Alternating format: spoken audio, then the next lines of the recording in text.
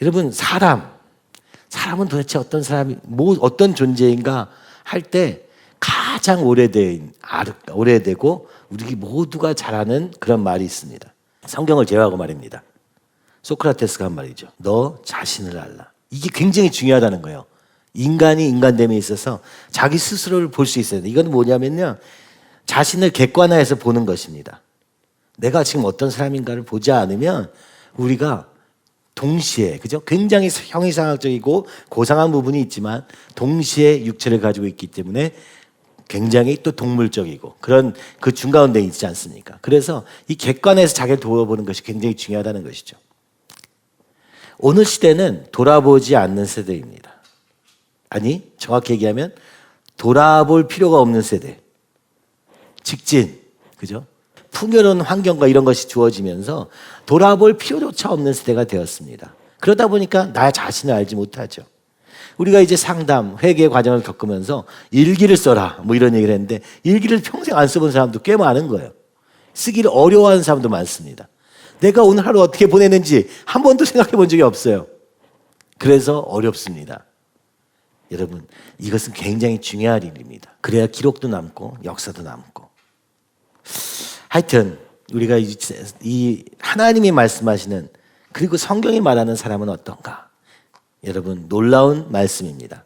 창세기 1장 26절 하나님이 말씀하십니다. 우리의 형상을 따라. 우리가 여기 누굽니까? 하나님, 성부, 성자, 성령의 하나님이십니다. 하나님의 형상을 따라서 하나님의 모양대로 하나님이 만들었습니다. 그리고 모든 것을 다스리게 하셨습니다. 하나님을 대신해서 통치할 그런 권세까지 주셨다. 이것이 처음 등장한 사람에 대한 이야기입니다. 여러분, 하나님은 성부, 성자, 성령님 이 세 분이 함께 모여서 세상을 창조하시지만, 그러나 이렇게 인간들을 지을 때만큼 심혈을 기울여서 심지어 하나님의 형상대로 하나님의 모양대로 만드신 것은 없었습니다. 이 하나님의 회의는 창세기에 있었지만 창세 때에도 있었고 인간의 타락 때에도 나타납니다.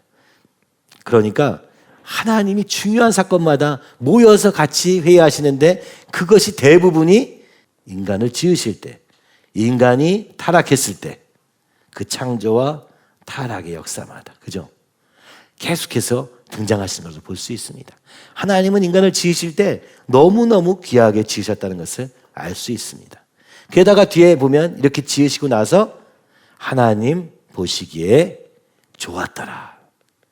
만물도 다 좋았는데 인간을 보면서도 좋았더라 말씀하십니다. 하나님이 기뻐하실 만한 모습으로 지으셨다는 것입니다. 오늘 애니어그램도 질문 보니까 내 성향이 마음에 안 드는데 어떡하죠? 뭐 그런 얘기도 있고, 이거 바꿀 수 있나요? 여러분, 하나님이 지으셨습니다. 그렇기 때문에 우리는 그것을 사랑할 줄 알아야 됩니다. 단지 거기에 있는 장점들을 살리고 단점들, 함정들을 피해가는 것, 그죠? 그 가면들을 벗고 주님 앞에서 주님과 긴밀한 교제 속에서 나아가는 것이 너무너무 필요한 것입니다. 중요한 것은 원래 우리의 모습, 그 지어진 우리의 모습은 하나님 보시기에 좋았더라 한다는 것입니다. 비록 지금 내 모습이 그렇지 못하더라도 나답게 사는 법을 잃어버린 것입니다. 진정한 나, 하나님이 지으신 그 하나님의 형상으로 지어진 이 아름다운 모습을 잃어버린 인간의 모습, 그것을 주님은 말씀하시죠. 그러나 하나님은 그것을 회복시켜 주시기 원하십니다. 예수님을 통하여서 말입니다. 성경이 말하는 사람은 하나님을 닮은 존재입니다. 지으실 때 이렇게 지으십니다. 여호와 하나님이 땅의 흙으로 사람을 지으시고 생기를 그 코에 불어넣으시니 사람이 생명이 된지라. 리빙 소울이 됐다. 살아있는 영혼이 되었다. 흙과 생기가 합쳐져. 그것은 육체와 영혼의 존재로 지으셔서, 그래서 전도서 12장 7절도 말합니다. 흙은 여전히 땅으로 돌아가고 영은 그것을 주신 하나님께로 돌아가기 전에 기억하라. 나중에 우리가 이 땅에 끝나고 죽음을 맞이하게 되면 흙, 곧 육체는 땅으로 돌아가게 되고 영은 하나님께로 돌아갈 것이라고 전도서는 말씀하고 있는 것이죠. 이것이 육체와 영혼을 동시에 가진 인간의 모습, 바로 이것이 하나님이 지으신 우리의 모습이라고 이야기하는 것이요, 하나님을 닮은 존재, 바로 이 생기, 하나님이 불어넣으신 숨에 오늘 우리의 결정적인 존재적 차이가 있음을 아는 것입니다. 모든 생물과 다른 차이는 바로 이 생기, 곧 영혼에 달려있다라고 하는 것이죠. 하나님은 말씀하십니다. 영적 존재로 우리를 지으셨다. 하나님의 형상대로, 하나님의 모양대로 지으셨다. 이렇게 말씀하시면서 하나님의 형상인 속사람과 하나님의 모습인, 그죠? 모양대로의 겉사람. 그러니까 우리의 영혼과 육체는 이렇게 함께 모든 것이 온전하게 하나님을 닮은 존재로 만들었다고 말씀하십니다. 이 영적인 존재의 우리는 에베소서 1장 17절에서 19절을 말씀합니다.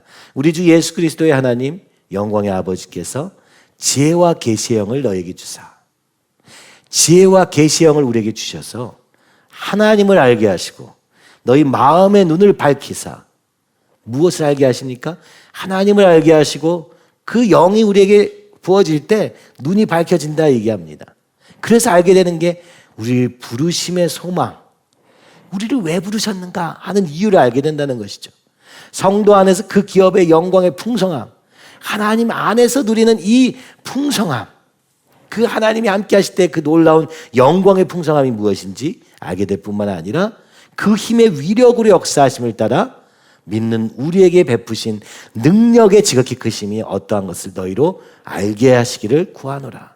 오늘 우리가 지혜와 계시의 영, 곧 성령을 받으면 하나님을 알게 될 뿐만 아니라 눈이 밝혀져서 영혼의 세계에 눈을 뜰 뿐만 아니라 부르심의 소망과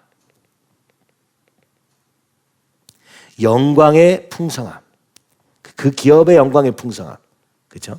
하나님 나라가 얼마나 아름다운 나라인지 이 땅의 나라와는 비교할 수 없는 그 하나님이 왕 되신 그곳의 그 풍성함, 영광의 풍성함, 그리고 능력의 지극히 크심 을 너희로 알게 하시기를 구한다. 성령을 통해서만, 이 영을 통해서만 우리가 이 속사람이 날로 자라가면서 이것을 알게 된다. 여러분, 이것을 알게 되시기를 간절히 기도합니다. 하나님께서, 영광의 아버지께서 지혜와 계시의 영을 너에게 주사 하나님을 알게 하시고 너희 마음의 눈을 밝히사 그의 부르심의 소망이 무엇이며 성도 안에서 그 기업의 영광의 풍성함이 무엇이며 그의 힘으로 위력으로 역사하심을 따라 믿는 우리에게 베푸신 능력의 지극히 크심이 어떠한 것을 너희로 알게 하시기를 구하노라. 아멘. 그렇습니다. 하나님이 우리를 부르셨을 때 그것이 얼마나 놀라운 소망이 되는가, 삶의 이유가 되는가. 그 하나님 나라 안에 있는 이 풍성함, 오늘 우리가 교회 안에서 조금이나마 맛보고 있는 이 풍성함이 얼마나 놀라울 수 있는가, 그렇죠? 그리고 그 하나님께서 우리 가운데 어떻게 놀라운 능력으로 임하시나. 세상이 아니라 말입니다. 돈이 아니라 말입니다. 권력이 아니라, 쾌락이 아니라, 그 모든 우리가 눈에 보이는 그것들과는 알 수 없는 영으로 주어지는 이 놀라운 것을 누릴 존재로 만드셨다고 성경은 얘기합니다. 그리고 그것은 바로 예수님으로 나타나게 되었다. 예수님을 말씀하실 때 골로새서 1장 15절은 그는 보이지 아니하는 하나님의 형상이에요. 오늘 우리가 창조되었습니다. 그러나 우리의 자유의지를, 그죠? 거역함으로 선악과를 통해서 타락하고 말았습니다. 그 타락한 우리의 인간은 하나님의 형상으로 지어졌다는 얘기는 들은 적이 있지만 오늘 우리가 서로를 보면서 아, 넌 진짜 하나님의 형상이구나, 너 안에서 하나님이 보이는구나 하는 일이 그렇게 저절로 일어나지 않는 것입니다. 그럼 어떻게 하냐? 하나님이 그래서 이 잃어버린 하나님의 형상을 보여줄 그 아들을 보내셨다고 말씀하십니다. 그는 보이지 아니하는 하나님의 형상이요, 예수님을 얘기하는 것입니다. 예수님은 우리로는 보이지 않는 그 하나님의 형상 그 자체이시다. 모든 피조물보다 먼저 나신 이시니. 그러면서 갈라디아서 이렇게 고백합니다. 나의 자녀들아, 너희 속에 그리스도의 형상을 이루기까지 다시 너희를 위하여 해산하는 수고를 하노니. 그리스도의 형상을 이루기까지. 오늘 우리가 이거 하는 이유가 뭡니까? 우리 안에 그리스도의 형상이 이루어지기까지 우리가 함께 모여서 말씀 안에서 주님을 바라보고 있는 것입니다. 근데 이게 자동적으로 되느냐? 절대 아니더라. 해산하는 수고가 필요하더라.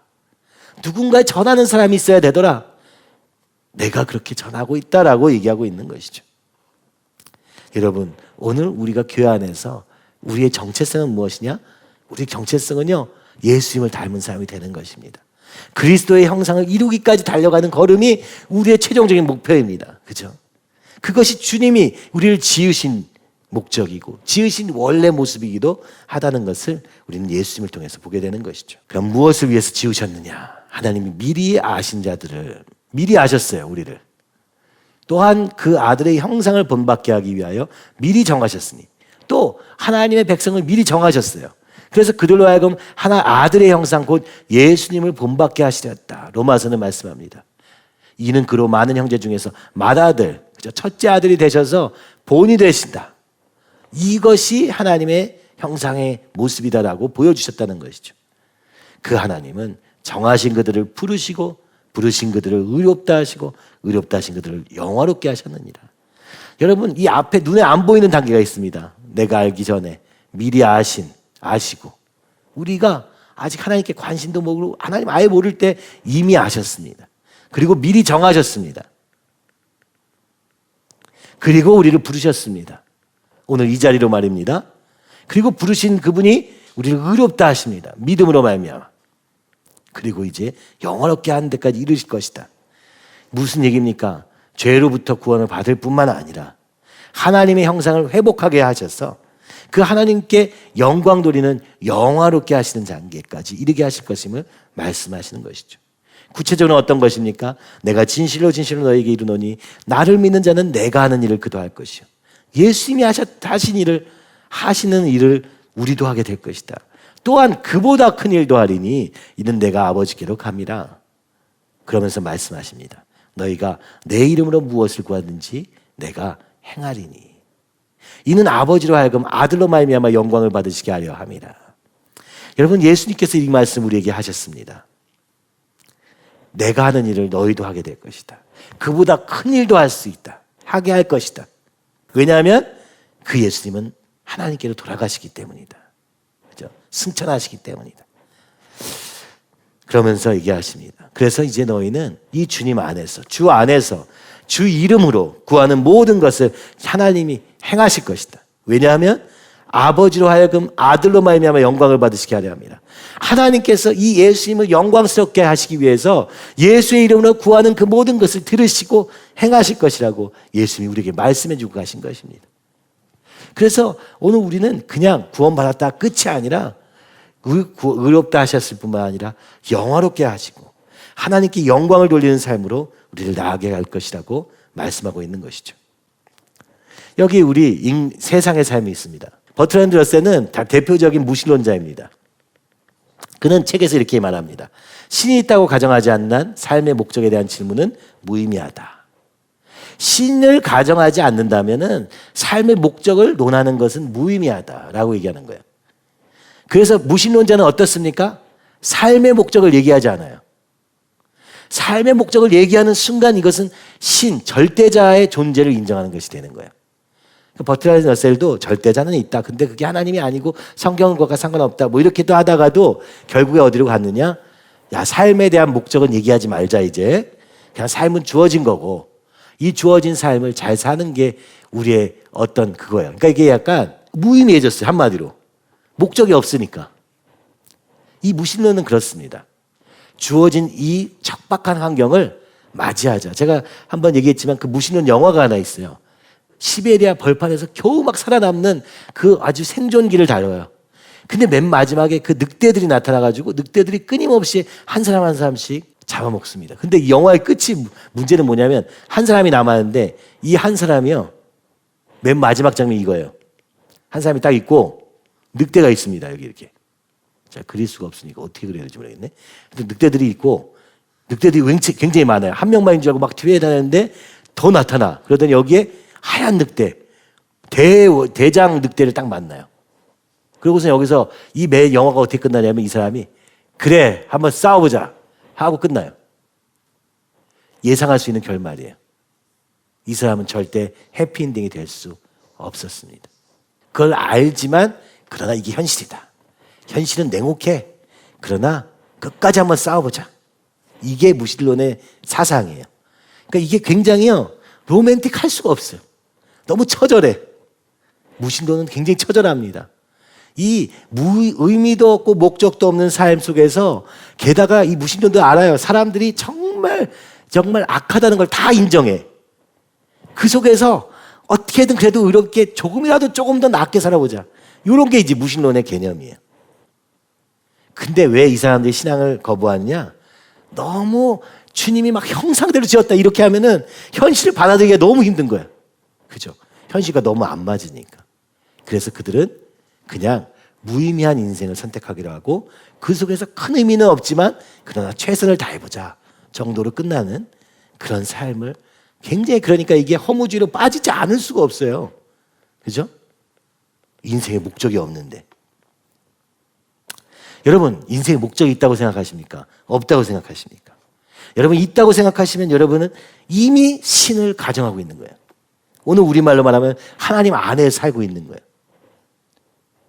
그렇죠? 하나님 그분이 창조주시다라는 것은 목적이 있는 삶을 얘기하는 거예요. 그래서 여러분 목적이 있는 삶 아시죠? 베스트셀러 목적이 있는 삶도 그래서 나온 겁니다. 우리에겐 목적이 있다. 역사도 얘기합니다. 이 기독교의 신앙 역사관은 목적론적 역사관이다. 우리의 무슨 목적이 있습니까? 땅끝까지 복음을 전하는 목적을 위해서 살고 있는 거예요. 맞습니까? 전하기는 삶을 살고 있습니까? 그죠? 여러분 이거 너무 당연한 얘기거든요. 그죠? 대사명. 오늘 우리에게 주신 예수 그리스도의 큰 목적 그것이 땅끝까지 복음을 전하는 거라. 근데 오늘 우리 삶은 실제로는 뭐 사명은커녕 지금 먹고 살기도 바빠 죽겠거든요. 약간은 살 때는 약간 무신론자 같이 살아요. 당장 안 되는 것 때문에 당장 뭔가 즐거워하고 이런 걸 사회에 살아요. 목적 있는 삶같이 살고 있지 않아요. 오늘 우리의 신앙은 이렇다는 것을 사실 이게 철학자들은 더 잘 알아요. 그죠? 만약 우리가 그리스도인이라 하면서 목적 없이 살면 그 사람들은 아마 너는 무신론자다 이렇게 얘기할지도 몰라요. 여러분 굉장히 우리는 분명한 목적, 명령 아래 살고 있는 삶이라는 걸 기억해야 됩니다. 그것을 우리가 이미 믿고 있다. 믿게 되었다. 주님의 사랑으로 주님이 우리를 붙잡으셔서 내가 원했던 건 아니지만 주님을 알게 되고 나니까 자동적으로 알게 되는 것들이 이렇게 따라오는 것입니다. 이거는 세트로 오는 거예요. 분리해서 가질 수가 없는데 우리가 분리해서 가지니까 혼란스러운 것입니다. 웨스트민스터 교리문답의 1탕 사람의 제일 되는 목적이 무엇인가? 사람의 제일 되는 목적은 하나님을 영화롭게 하는 것. 영화롭게 하는 것. 그리고 영원토록 그를 즐거워하는 것이다. 존 파이퍼 목사님이 쓰신 책에 이 기독교 희락주의라고 얘기하는 즐거워하는 것. 여러분 주님이 말씀하신 것 즐거워하는 것. 이게 우리의 삶의 목적입니다. 영원토록 말입니다. 영원토록 하나님을 즐거워하는 것. 이게 사람을 만드신 목적이에요. 우리가 이뤄야 되는 목적이에요. 첫 번째 하나님을 영화롭게 하는 것. 하나님이 우리를 지으신 것은 하나님을 찬송하게 하려 함이라 시편에서 말씀하고 있죠. 그리고 영원토록 그를 즐거워하는 것. 억지로 막 하기 싫은데 지금 하나님께 찬양을 해야 되네. 우리가 때로 천국 이런 삶을 생각하면 그죠? 야 천국 가서 뭐하지? 이런 생각을 하잖아요. 저도 그런 질문 진짜 많았거든요. 심심해서 어떡하지? 맨날 예배하고 기도하고 찬양만 하면 너무 심심할 것 같잖아요. 여러분 그게 아니라 영원토록 그를 즐거워하는 상태가 되기 때문에 그게 즐거운 거라고요. 이게 우리의 지금 현실과 조금 괴리가 있어서 저도 이게 참 어려웠는데 그렇게 막 강제적으로 막 그죠? 맨날 성가대하고 막 이러는 게 아니고 우리 안에서 영원토록 주님을 즐거워하는 상태가 되는 것입니다. 그것이 완성되어지는 것이죠. 변화되어서 완전해지는 거예요. 그래서 주님과 있는 것이 제일 기쁘고 그렇죠? 그것을 오늘 우리가 이걸 땡겨서 오늘 이 땅에서 살 수 있다면 큰 축복인 것입니다. 첫 번째가 뭡니까? 하나님을 닮은 존재 이겠죠. 이건요 예수님을 닮은 사람 인격에 대한 얘기예요. 인격이라는 건 뭐 성격이 어떻게 되냐 이런 것보다는 하나님을 닮은 존재를 얘기하는 거예요. 하나님은 우리 인간을 지으실 때 인격 오직 예수 그리스도의 성품을 가진 자가 되길 원하셨어요. 두 번째가 뭐냐면 사명입니다. 이게 창세기 1장 26절에서 28절 사이에 있는 중요한 두 가지 축이에요. 그죠? 1장 28절은 말합니다. 우리에게 말씀하시죠. 하나님이 그들에게 복 주시며 하나님이 그들에게 이르시되 생육하고 번성하여 땅에 충만하라. 땅을 정복하라. 바다의 물고기와 하늘의 새와 땅에 움직이는 모든 생물을 다스리라. 충만하라. 정복하라. 다스리라. 이렇게 말씀하십니다. 첫 번째, 충만하라. 창세기 9장 2절에 보니까 땅의 모든 짐승과 공중의 모든 새와 땅에 기는 모든 것과 바다의 모든 물고기가 너희를 두려워하며 너희를 무서워하리니 이것들은 너희 손에 붙였음이니라. 하나님께서 우리에게 이 짐승과 새와 물고기가 우리를 두려워하게 만드셨어요. 여러분, 이건 진짜 팩트예요. 여러분, 자연계에 여러분 이런 영화 보신 적 있어요? 막 생물들이, 그죠? 지금 이제 자연 파괴와 더불어서 이런 영화나 드라마 주제들이 많이 나와요. 뭐냐면 동물들이 반란을 하는 거야. 아예. 야, 인간의 다스림 도저히 안 되겠다. 얘들이 자연을 다 파괴해버리니 우리가 나서서 좀 지키자. 뭐 이런 주제. 이게 요즘 많이 나옵니다. 자연에 대한 자연주의 이제 생각들이 많이 나타나면서 이거 좀 보면서 제가 다큐를 보다 보니까 이 동물의 세계는요, 포식자 단계가 1단계부터 2단계, 3단계, 4단계 이렇게 있어요. 이게 거꾸로인지 제가 정확히 기억 안 납니다. 근데 이제 우리는 그러면 제일 가장 큰 포식자가 될 거라고 생각하잖아요. 인간이요. 모든 동물들보다 다 가장 능력이 있고 가장 상위 계층에, 먹이 계층에 있을 거라고 생각하잖아요. 근데 그렇지 않더라고요. 인간은 2.5단계에 불과하답니다. 그죠? 사람이 먹이사슬의 구조에서 맨 위에 있는 게 아니에요. 사실 원래 자연적인 법칙이라면 인간은 맨날 도망 다니고 있어야 돼요. 그죠? 하나님이 주신 지혜와 그 하나님이 이들에게 두려워하게 하지 않으셨더라면 지금 동물들이 사람을 두려워할 일이 없습니다. 이건 자연의 질서와 조금 벗어나는 일입니다. 포식자 단계로 2.5단계인 인간이 자연을 다스리게 되었다. 이거 어떻게 설명할 수 있냐? 성경 이렇게 얘기합니다. 너희를 두려워하며 너희를 무서워하리니 이것들은 너희 손에 붙였습니다. 하나님이 우리의 손에 붙이셨기 때문이라는 거예요. 이스라엘 자손은 생육하고 불어나 번성하고 매우 강해 온 땅에 가득하게 되었더라. 애굽에 들어갔던 이스라엘 백성이 지금 급성장하고 있습니다. 지구의 인류의 인구수도 급성장하고 있습니다. 1804년에 10억이었습니다. 여러분, 지구의 한계가 100억이라고 합니다. 100억 이상은 살면은 지구가 멸망할 것이다. 이런 얘기가 있어요. 아니다 하는 경우도 있고. 아니, 뭐 그런 이론들이 많은데 이제 100억에 다다르는데 10억, 1단계 1804년이었어요. 자, 20억이 언제 됐냐? 1927년에 20억이 되었습니다. 1960년에 30억이 되었습니다. 그리고 1974년, 여기가 지금 60년이고 74년에 40억이 되었고요. 근데 문제는 지금 현재 얼마냐? 78억 명이에요. 그러니까 이 40억이 되어서 78억이 되는 데까지 시간이 얼마 지나지 않았어요. 진짜 인구수가 가파르게 지금 증가하고 있습니다. 그래서 많은 인구학자들이 이 100억을 넘기면 지구가 유지될 수 있을까 할 때 불가능하다. 막 이거 지금 막 연구하고 있어요. 지금 그잖아요. 노령화되는 단계예요. 노령화 왜 됩니까? 이 의학이 발전하면서 사람의 생명 주기가 늘어나면서 인구수가 더 늘어나고 있어요. 그죠? 그런데 이게 너무 걱정스러운 거예요. 이미 인도나 이렇게 큰 나라들은 훨씬 더 체감할 수 있어요. 우리가 지금 세계 경제에서도 중국 인구에 미치는 영향이 얼마나 큰지 모든 분야에서 보고 있지 않습니까? 그들이 포도주를 마시면 포도주가 다 동이 나버려요. 그들이 연어를 먹으면 연어가 하나도 남아지지 않아요. 그죠? 그런 일들이 지금 전 세계에서 일어나고 있습니다. 무슨 얘기입니까? 인구의 한계가 분명히 있는데 지금 78억입니다. 그러니까 20억 정도 남았는데 이게 얼마 안 걸린다는 것을 금방 알 수 있어요. 이거 약간 예측하는 거는 2057년 정도 되면 100억 인구에 도달하고 이 지구가 어떻게 될지 모르겠다. 이런 걱정들을 그 과학자들이 하는 거예요. 자연으로도 그렇고 사람은 엄청나게 충만하게 됐어요. 이제 문제는 뭐냐? 이 하나님이 땅에 충만하는 건 이게 하나님의 백성인데, 그죠? 하나님의 백성은 지금 뭐 기독교인 다 쳐도 22억 정도 됩니다. 제일 많아요. 제일 많긴 많은데 그렇긴 한데 한 30% 정도 된다고 합니다. 이것도 또 앞으로 어떻게 바뀔지 뭐 이런 얘기들이 굉장히 많습니다.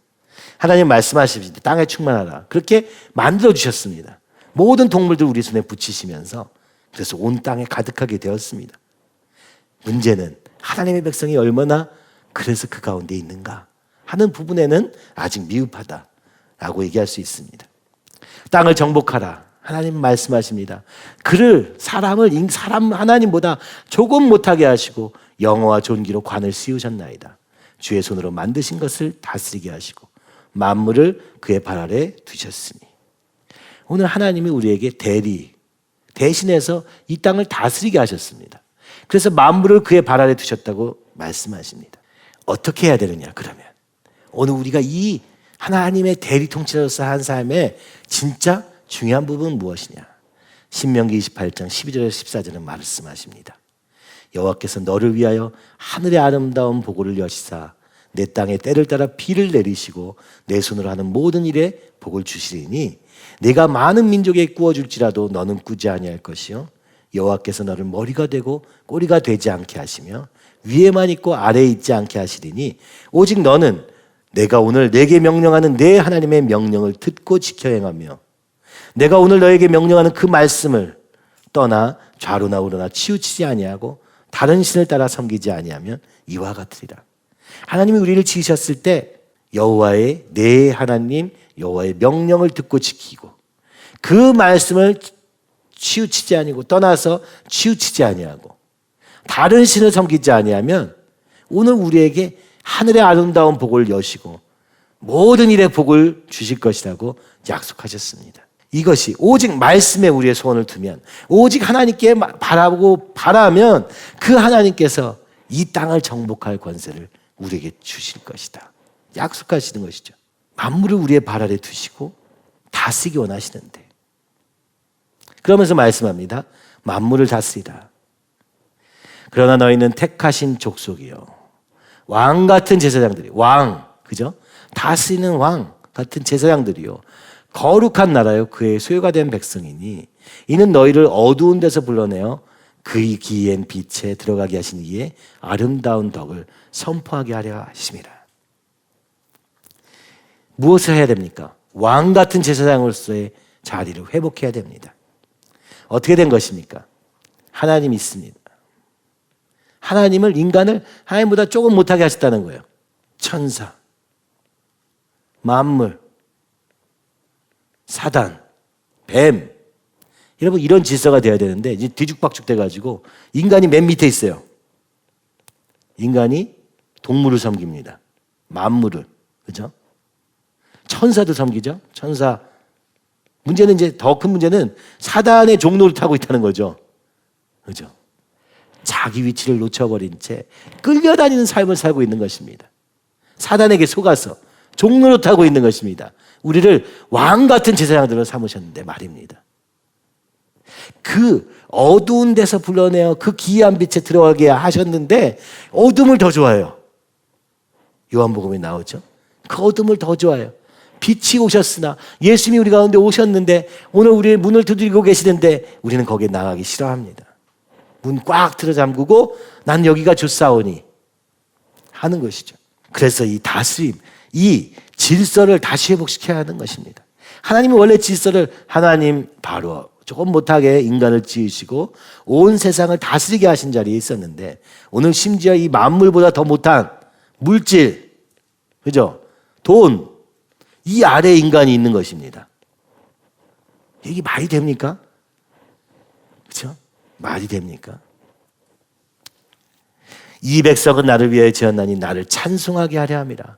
오늘 우리가 하나님께 영광 돌리고 그 기이한 빛에 들어가게 하신 이의 아름다운 덕을 선포하게 하시기 위해서, 그죠? 사단의 종로를 타던 자리에서 하나님의 자녀가 된 이 놀라운 기쁜 소식을 계속 세상에 전하는 선포하는 역할로 그것이 바로 왕 같은 제사장들의 모습이라고 말씀하시고 하나님을 찬양하며 우리의 삶을 살기도 정말 벅찬 그런 인생을 주셨는데 우리는 여러분 만물의 찌끄러기 같이 살며 물질의 노예가 되어 살고 있는 것입니다. 하나님이 보시기에 얼마나 안타깝겠습니까? 하나님은 그렇게 지으시지 않고 오늘 우리가 사명을 회복하라는 얘기는요, 여러분 이것에서 이 종노릇에서부터 벗어나라 하시는 것인지도 모르겠습니다. 그리고 하나님은 오늘 우리에게 약속을 통해서 끊임없이 말씀하십니다. 먼저 우리에게 주님이 그죠? 자유의지를 주셨습니다. 선택.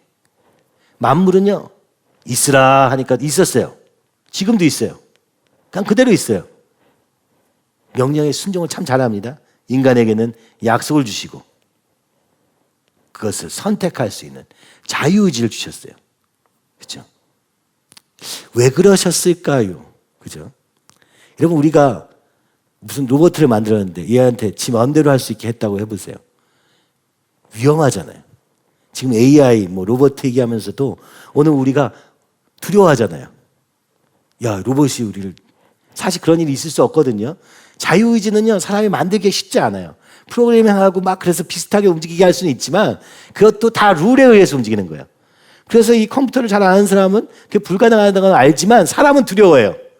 얘네들이 자유의지를 가지고 우리를 터미네이터처럼 공격하지 않을까. 참 우리의 상상력은 대단한데 이 상상력은 어디서 기반하느냐? 우리 자신에게서 기반해요. 그죠? 내가 날마다 하나님 반역하는 그 반역심이 이 로봇에 대고 있지 않을까 하는 생각이 드는 거예요. 모르는 게 아니야. 다 알아. 내가 그렇기 때문에 그런 거거든요. 그죠? 참 신기하죠? 보라, 내가 오늘 생명과 복과 화를 내 앞에 두었나니 곧 내가 오늘 내게 명령하여 내 하나님 여호와를 사랑하고 그 모든 길로 행하며 그의 명령과 규례와 법도를 지키라 하는 것이라. 그리하면 내가 생존하며 번성할 것이요. 생존만 하는 게 아니라 번성할 것입니다. 또 내 하나님 여호와께서 내가 가서 차지할 땅에서 내게 복을 주실 것입니다. 여러분, 오늘 주님이 우리에게 약속하신 땅이 어디일까요? 주님이 거기 가서 복을 주시겠다는데요. 오늘 내가 내게 명령하여 하나님의 여호와를 사랑하고 그 길을 행하며 명령과 규례의 법도를 지키면 주님이요, 우리를 생존, 먹고 사는데 문제 없게 하실 겁니다. 번성하게 하실 것입니다. 더 나아가서 차지할 땅도 주시고 복도 주실 거라고 얘기하시는 거예요. 이게 하나님 나라예요. 이게 하나님의 통치가 이루어지는 그곳이에요. 주님이 왕 되신 그곳이 우리가 어디에 있든지 말입니다. 그렇게 될 것이다. 나의 계명을 지키는 자라야 나를 사랑하는 자니 나를 사랑하는 자는 내 아버지께 사랑을 받을 것이요 나도 그를 사랑하여 그에게 나를 나타내리라. 여러분, 하나님 우리를 지으셨는데 우리에게 계속 이렇게 부탁하시는 거예요. 야, 나를 사랑해라. 그럼 내가 너를 사랑할게. 내가 너를 보여 나타내 줄게. 이상하지 않습니까? 지으신 분이 우리에게 왜 부탁하고 있을까요? 왜냐하면 우리에게 자유의지를 주셨기 때문입니다. 무슨 자유의지까지 주셨을까? 그죠? 우리 같으면 절대 주지 않았을 것입니다.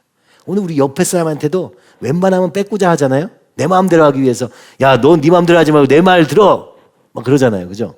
그걸 막 교묘하게 하든 힘으로 하든 뭐 하잖아요. 근데 하나님은요, 내버려 두셨어요. 네가 선택해라. 제발 나를 좀 선택해다오. 나를 좀 사랑해다오. 이 계명을 지키는 것이 나를 사랑하는 거야. 그러니까 내가 말한 것만 지키면 돼. 이렇게 얘기하시는 거예요. 여러분, 선택을 할 수 있습니다. 그러나 결과는 분명히 있습니다. 이건 기억해야 됩니다. 생명의 언약. 하나님은 오늘 우리에게 영생을 주시기 원하셨어요. 동산 각종 나무의 열매는 내가 임의로 먹되 선악을 알게 하는 나무의 열매는 먹지 말라. 영생하는 생명의 나무가 여기 같이 있었어요. 영원한 생명을 주시기 원하셨어요. 이거를 누리려면 딱 한 가지만 하지 않으면 돼요. 선악과만 먹지 않으면 돼. 무슨 얘기입니까? 내가 기준이 되려고 하지 않으면 돼요. 내가 하나님이 되려고 하지만 않으면 돼요. 내가 옳고 그름을 판단하겠다고만 하지 않으면 돼요. 네가 먹는 날에는 반드시 죽으리라. 근데 뱀이 이게 보암직도 하고 먹음직도 하고 지혜롭게 할 만큼 탐스럽게도 하게 보이게 합니다. 육체의 정욕, 안목의 정욕, 이생의 자랑, 세상 것들을 다 섞어 모아가지고 막 그럴듯하게 보이게 했어요. 먹게 합니다. 그리고 우리는 영생을 놓치게 됩니다. 생명나무에 이르는 길을 막으셨습니다. 하나님은 우리에게 생명에 이르게 하려고 그 계명을 주셨는데 그 계명이 내게 도리어 사망에 이르게 하는 것이 되었도다. 그 다음에 주님이 주신 율법들이 있습니다. 이것만 지키면 네가 살 수 있어. 그런데 이 율법을 지킬 자가 없어요. 겉으로는 외식하며 그럴 척 할 수는 있지만 속은 다 썩어 문드러져서 미워하고, 그죠? 음욕을 품고 하는 것을 멈출 수가 없었어요. 그래서 지금 얘기하는 것입니다. 생명에 이르게 할 그 계명이 내게 대하여 도리어 사망에 이르게 하는 것이 되었다. 하나님은요, 우리를 살리시려고 주신 거라고요. 길을 만들어 주신 거라고요. 시험을 통과한 자에게 주시려고 하신 건데 이제 그게 안 되는 것이죠. 그래서 하나님이 피의 언약을 맺으십니다. 하나님은 우리를 이렇게 얘기하십니다. 청년이 처녀와 결혼한 같이 내 아들들이 너를 취하겠고 신랑이 신부를 기뻐한 같이 내 하나님이 너를 기뻐하시리라. 신랑과 신부의 관계로, 그 사랑의 관계로 우리를 규정하시고 그렇게 되기를 바라시며, 신랑이신 그 주님이 우리를 신부와 같이 기뻐하십니다. 근데 호세아에서 나오는 것처럼 호세아에게 하나님이 명령하십니다. 너는 가서 음란한 여자를 맞이하여 음란한 자식들을 낳으리니 이 나라가 여호와를 떠나 크게 음란함이니라. 아니, 그 신랑 대신 예수님을 버리고 우상을 섬기면서도 전혀 안 그랬던 것처럼 난 그런 적이 없어요. 이러는 아무리 경고하고 그래도 들을 수 없는 그들 때문에 하나님이 호세아에게 네가 그럼 음란한 여인을 맞이하여서 음란한 자식들을 낳아서 하나님께 떠나 있는 이스라엘 백성의 모습을 몸소 겪고 그들에게 전해라. 그 안타까운 마음으로 전해라. 이게 내 마음이다 하시면서 말씀하신 것입니다. 그 정도가 아니죠. 하나님 우리를 사랑하십니다. 하나님은 사랑이시기 때문에 그 사랑을 우리에게 나눠주시기 원하십니다. 근데 우리는 그것을, 사랑을 그죠? 받지 않을 뿐만 아니라 오히려 거역하고 거꾸로 나가서 음란하게 사는 것이죠.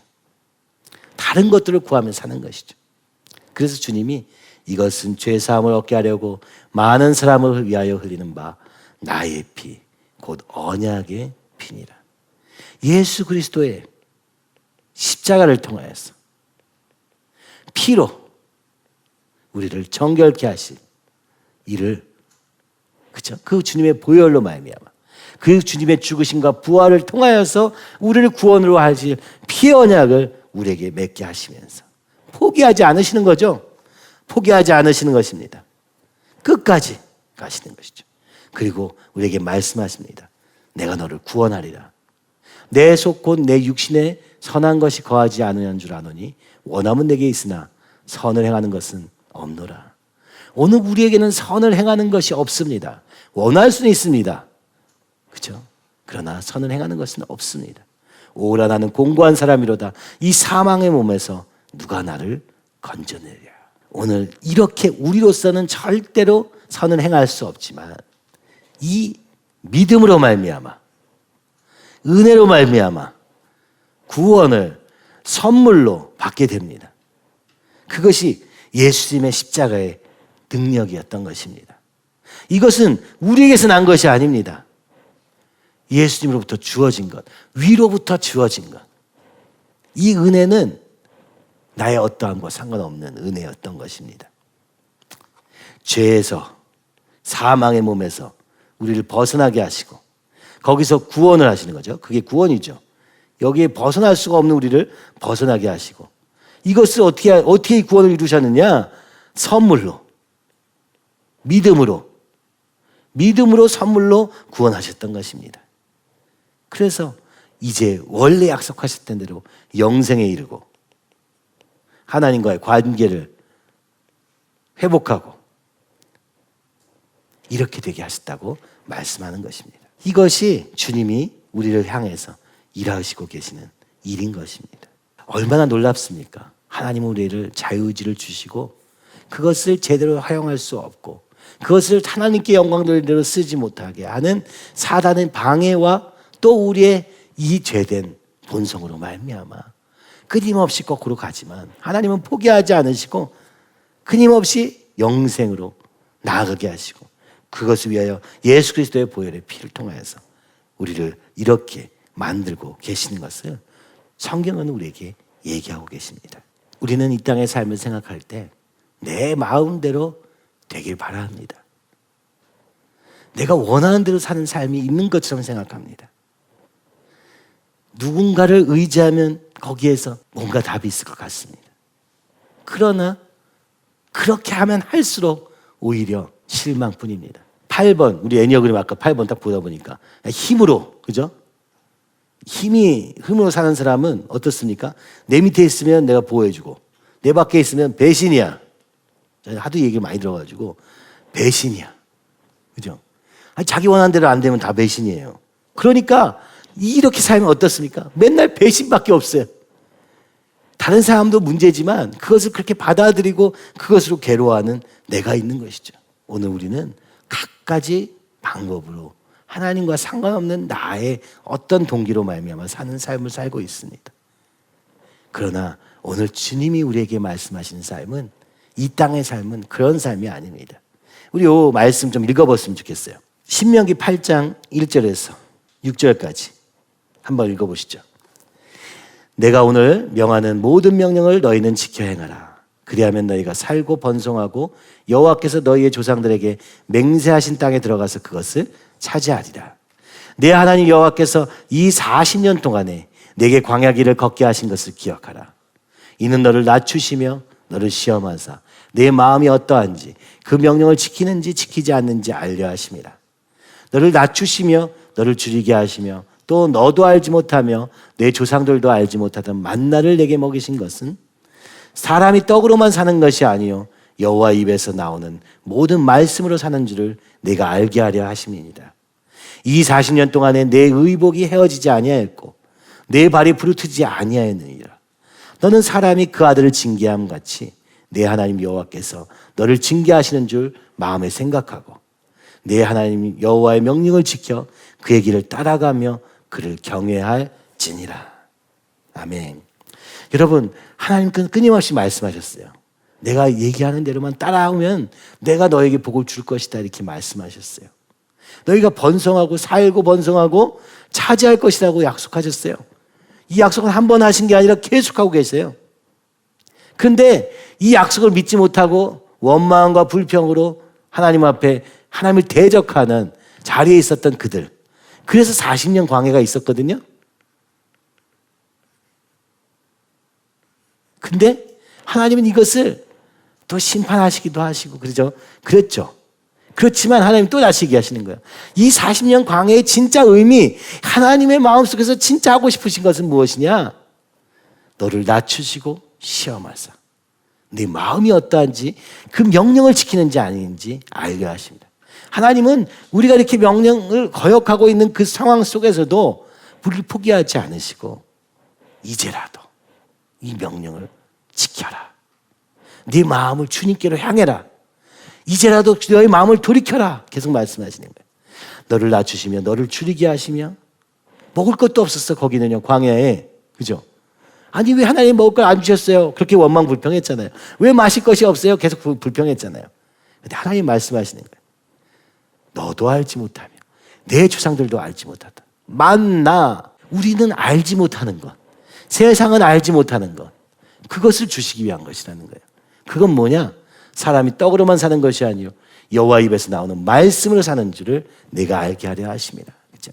오늘 이 하나님의 말씀이 생명이요, 이 말씀이 빛 되시며 이 말씀이 오늘 우리에게 영생을 가져다 주는 줄을 알게 하시기 위해서 오늘 이 땅의 삶은 광야와 같은 삶이기도 하다는 것입니다. 근데 여러분 중요한 것은 4절이에요. 그런데 이 과정에서 그러면 네 의복이 헤어졌느냐? 한번 봐라. 너무 고단한 인생인 것 같았어요. 근데 보니까 의복은 헤어지지 않았네. 발도 부르트지 않았네. 보호하신 거예요. 아무 일도 없게 보호하신 것은 아니지만 하나님은 그 가운데 우리와 함께 하셨다고 말씀하시는 거예요. 너는 사람이 그 아들을 징계한 거지. 우리 자녀가 삐뚤어 나왔는데 보고 있을 부모가 어디 있습니까? 7번 자녀. 저희 아이도 4명이나 있으니까 꼭 다른 양상으로 나타나는데, 그죠?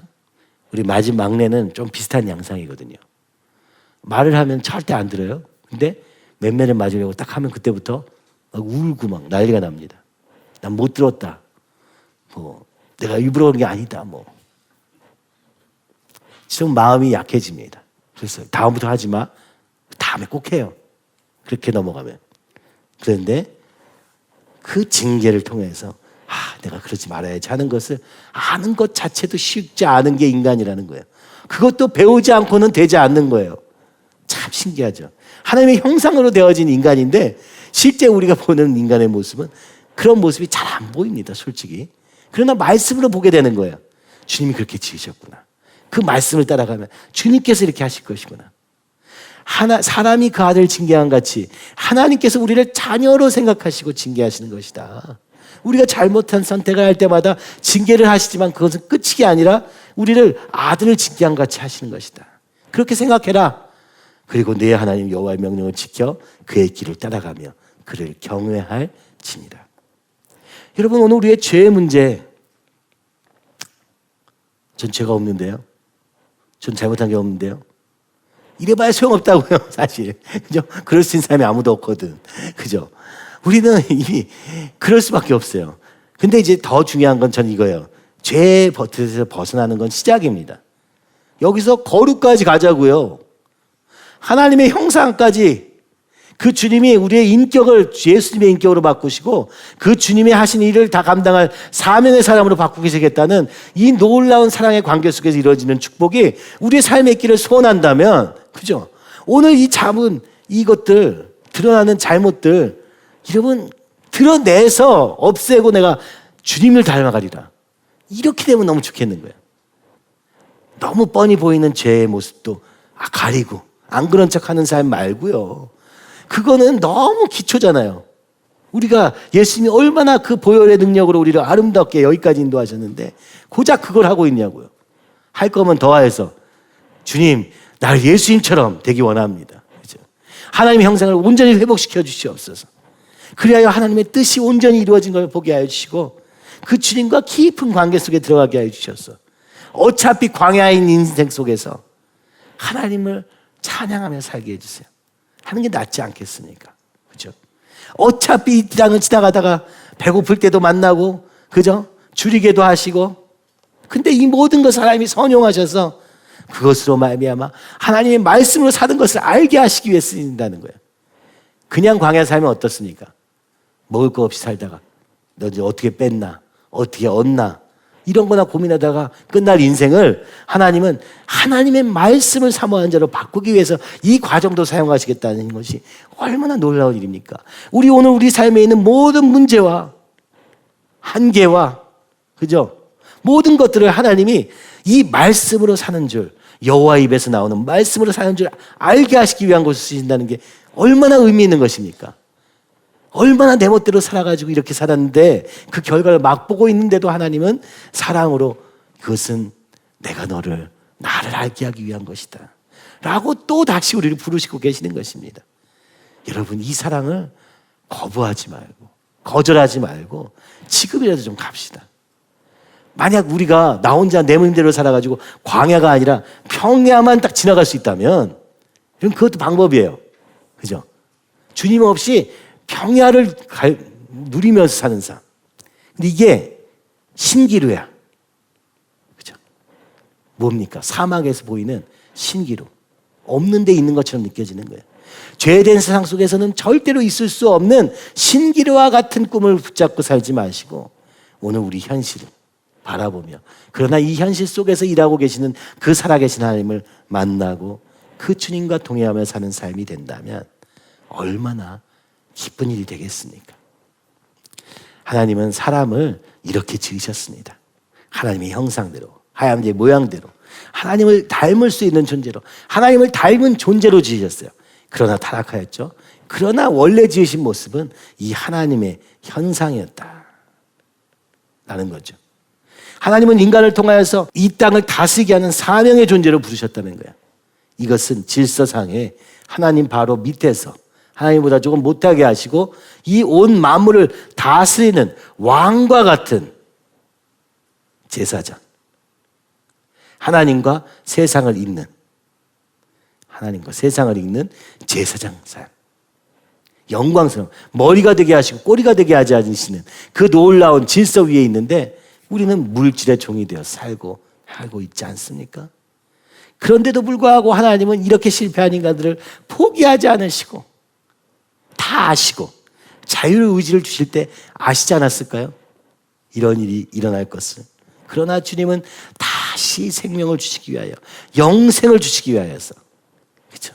피의 언약으로 예수 그리스도를 보내시고 우리 가운데 이렇게 놀라운 일을 하시고, 믿음으로 말미암아 구원받을 때 성령께서 우리 가운데 임하셔서 우리가 할 수 없었던 것을 하게 하셔서 말씀을 대로 행할 수 있는 데까지 이르게 하시는 놀라운 일을 하시며, 이 광야와 같은 삶 속에서 하나님을 알게 되는 복을 누리게 하시는 삶으로 인도하고 계시며 그 주님을 만나게 될 것을 이 성경은 계속해서 말씀하고 있습니다. 이것이 우리를 지으신 목적이다. 이것이 지어진 인간의 모습이다. 어떻습니까? 좋지 않습니까? 지금 내 모습보다는 훨씬 나은 것 같지 않습니까? 내가 나를 상상할 수 있는 그 어떤 것보다 더 아름답지 않습니까? 스스로 있는 자이신 그 주님으로부터 우리의 존재 이유를 받고 사는 것, 그것이 우리 삶에 얼마나 놀라운 일인지 모릅니다. 저도 제 삶 속에서 내 멋대로 살려고 했던 시간들이 많이 있었습니다. 하나님 앞에서 살고 하나님을 따라가는 것은 너무 힘들고 어려운 것처럼 느껴지게 하는 그런 나의 정욕과 세상의 탐욕으로 인하여서 그렇게 될 수밖에 없었습니다. 그러나 하나님은 그 과정까지도 하나님은 버리지 않으시고 기다려주시고 그것도 필요했다 말씀하시며, 그래서 이 세상의 허무와 그 탐욕의 끝에 있는 그 아무것도 없는 공허함을 발견하게 하시고 다시 주님을 돌아오게 할 때 마치 탕자가 돌아올 때 주님이 기뻐하신 것과 같이 기뻐하시며 오늘 우리를 받으시고 계시는 주님을 보게 됩니다. 이분은 사랑의 하나님이십니다. 이분은 은혜의 하나님이십니다. 이분은 우리를 구원하실 그분이십니다. 한량없는 은혜로 우리를 인도하고 계시는 것이죠. 오늘 이 땅을 살고 있는 우리, 함께 하나님 안에서 그리스도의 몸된 교회 안에서 하나 된 우리가 그 영광을 누리며 살게 되기를 간절히 소원하며, 그래서 진짜 세 사람, 한 사람 이렇게 이루므로 오늘 이 땅에 하나님이 우리를 부르신 원래 지으신 목적의 그것, 하나님께 영광 돌리는 삶, 하나님을 대신하여 왕과 같은 제사장으로 이 땅에 사는 삶을 이루는 삶, 그것을 향하여서 그것을 꿈꾸며 이 말씀 속에서 나를 발견하고 내 있는 모습 그대로 주님 앞에 나아가 그 주님 안에서 새롭게 거듭나며 사는 삶이 되기를 간절히 소원하고 기도합니다.